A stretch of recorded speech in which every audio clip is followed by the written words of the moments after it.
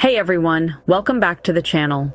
Today, we're diving into two separate shootings that shook Cincinnati, one at Fountain Square and another in the West End. These incidents unfolded in just 8 hours, leaving one person dead and 4 others injured. Yeah, it's a grim reminder of how quickly things can spiral out of control in urban areas. Let's break it down.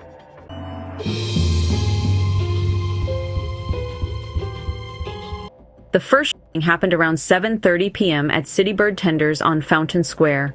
Police say it all started earlier in Clifton, a dispute that escalated downtown. 2 victims, a 16-year-old boy and a 19-year-old man, were shot. Fortunately, both survived and were hospitalized with non-life-threatening injuries. But the suspect, a 24-year-old man who was already on probation for a prior assault earlier this year, he's now facing felonious assault and weapons charges. It's chilling to think that what may have started as a personal disagreement turned into a shooting in a public area filled with bystanders. There had just been a shooting in this same area a week earlier. This didn't start at Citybird. This started, these two groups of individuals started with an encounter somewhere up in the Clifton area and then came downtown. They were inside Citybird, 2 different groups, an allegation of one male inappropriately touching or saying something to a female in the other group, somebody standing up for her, verbal altercations occur. They're going to take it outside to resolve the issue, and then you see the 2 individuals leave and turn around and fire into the Citybird. Luckily, no fatalities. And just hours later, around 11 p.m., another shooting occurred. This time in the West End on Poplar Street, behind the Stanley Row Tower apartments. A young man was shot in the leg. Remarkably, he ran to a nearby fire station for help and was transported to the hospital with injuries that were not life-threatening. 2 shootings in one night, both in public spaces. It's the kind of rapid escalation that puts entire communities on edge. The mayor of Cincinnati responded quickly. He deployed the Civil Disturbance Response Team and SWAT officers downtown from 2 p.m. to 10 p.m. daily to prevent further incidents. The violence that we have seen on Fountain Square and Government Square and in our city last night is completely and utterly beyond the pale and is absolutely intolerable, and we will stop it. It has to stop, and we will do everything that we can to make it stop. There's also talk of a 6 p.m. curfew for the Fountain Square district. But measures like this are temporary. Policing alone doesn't solve the problem. One of the suspect, or persons of interest, I should say, face is blurred on there. This investigation is not over simply because we signed charges on one of them. The investigators are continuing to do their work, and if warranted, other charges will be forthcoming on other individuals. A couple other things from last night.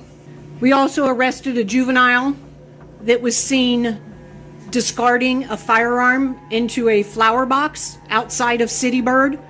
We recovered that firearm and we made an arrest on that juvenile. I want to point out a couple of things here. We've been talking all summer about the crime and the perception of safety in our city. It does not go unnoticed by me that we are continuing to fight this battle, continuing to try to get some of this crime under control, try to improve the perception of public safety, especially in our urban core.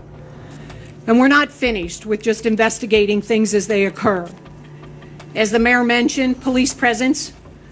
There were 4 officers on Fountain Square when this happened last night. Immediately heard the shots fired, responded to the vicinity. That's how we were able to take a couple people into custody so quickly and start gathering the facts of the incident.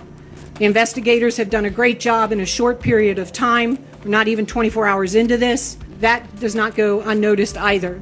Our drones were up during this incident. They immediately started following the individuals, and that was instrumental in taking them into custody. The more people, the more businesses that sign on to FUSIS gives us very, very quick access to their cameras. As I said, we've had a very challenging summer here in Cincinnati. Very challenging. And you'll hear it's going all across the country. I don't care what's going on in other cities. I care what's going on in our city. In our city, Cincinnati. We need to make it a safer place for businesses, for the people who live in this city. We need to make it safer for our officers to do their job in this city. To the men and women of CPD who may be watching this, we have asked a lot from you in the last 8 months or so, and you have stepped up. Guys, men and women, we need to do more. This is about keeping law and order in our city. That is our responsibility as law enforcement.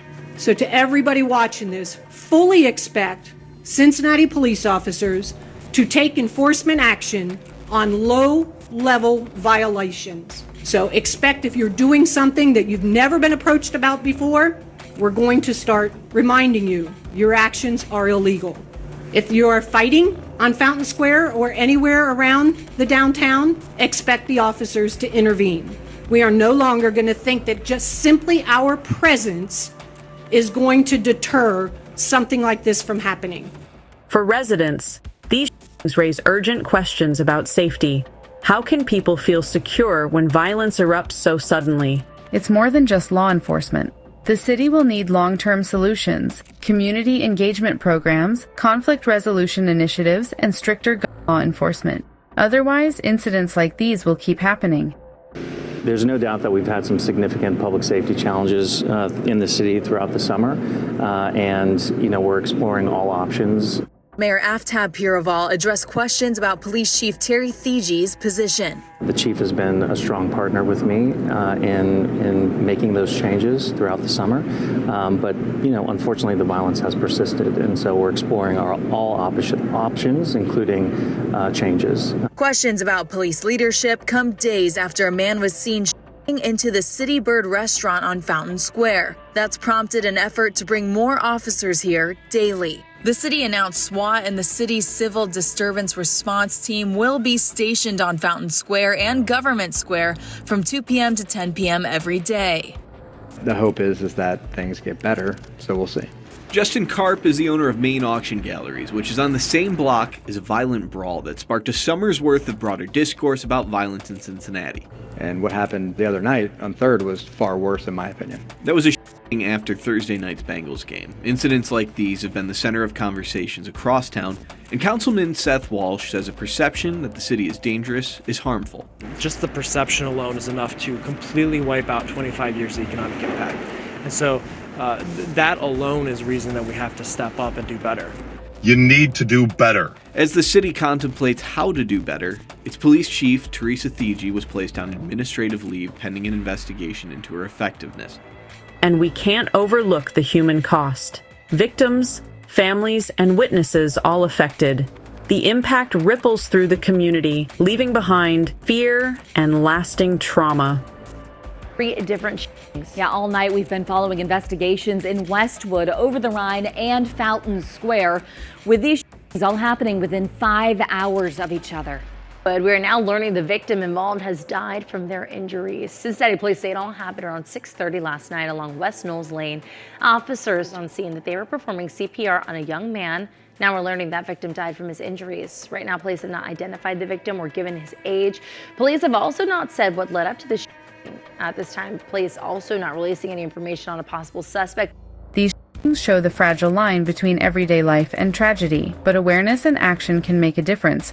We'll keep following these cases closely. If you want to stay updated on developments, hit that subscribe button and ring the notification bell. Remember, the story doesn't end when the headlines fade. Stay safe, stay alert, and we'll see you next time.